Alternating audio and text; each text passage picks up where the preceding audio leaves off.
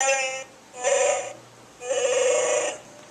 everybody, and welcome to viewpoint number 23 in the book 40 Stories Celebrating 40 Years of Star Wars from a Certain Point of View. And in this chapter, it is Verge of Greatness by Pablo Hidalgo. And an interesting fact, real quick, I have actually seen Pablo Hidalgo in person at Star Wars Celebration Orlando, the last celebration that they had. So that's pretty neat, and I just read his chapter in this book. And so this point of view takes place in the point of view mostly of Tarkin, which is pretty cool. And something different that Pablo Hidalgo had did in this point of view compared to other point of views, he has two different kinds of sections, or like a layout of the way that this chapter goes.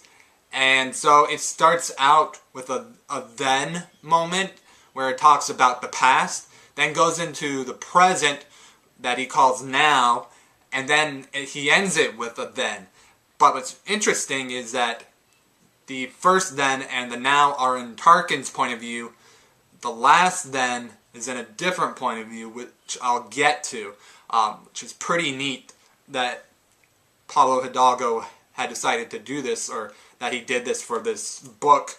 And so the then actually takes place during the time of Rogue One, and Tarkin talks about how he let Orson Krennic feel like he was taking charge of the Death Star, and how Orson Krennic was just an architect, and that he wasn't truly a leader, even though he felt like a leader. And he talked about how he let Orson Krennic take control of the hit on Jeddah. How he decided to stay far away from that Jeddah hit, because if it was a failure, he wanted it to all land on Krennic, but if it was a success, that's when he was going to swoop in and take control of the Death Star. So he had planned to do.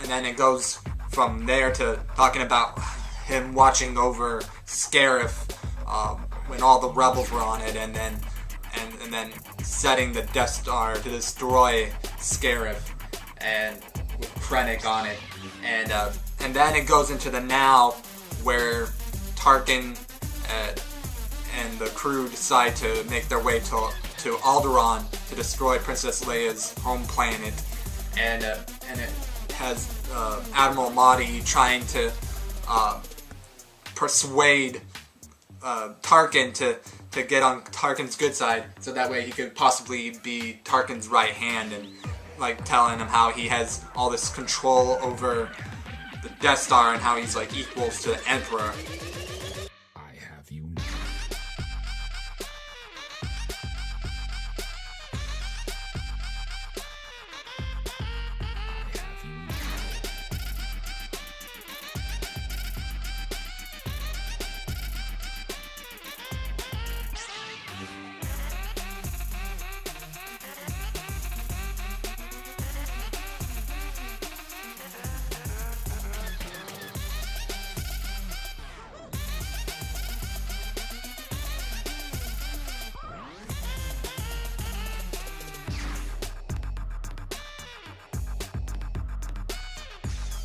You get to see Orson Krennic realize that the Death Star, his own creation, is about to destroy him. And he just automatically assumes that it's Tarkin's doing, which obviously it is. And as far as what I'm going to read for this chapter, I'm going to read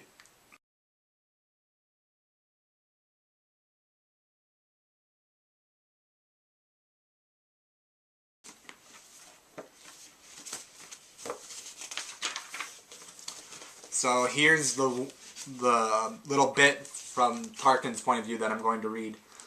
Tarkin saw his future in the bright shock wave of fire that radiated into the cosmos.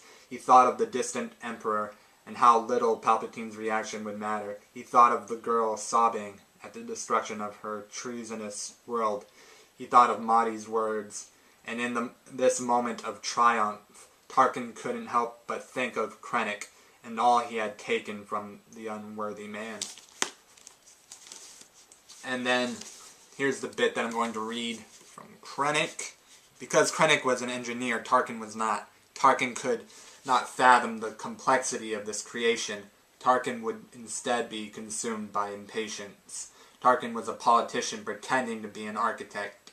In the end, Krennic knew it would be his undoing. And until next time.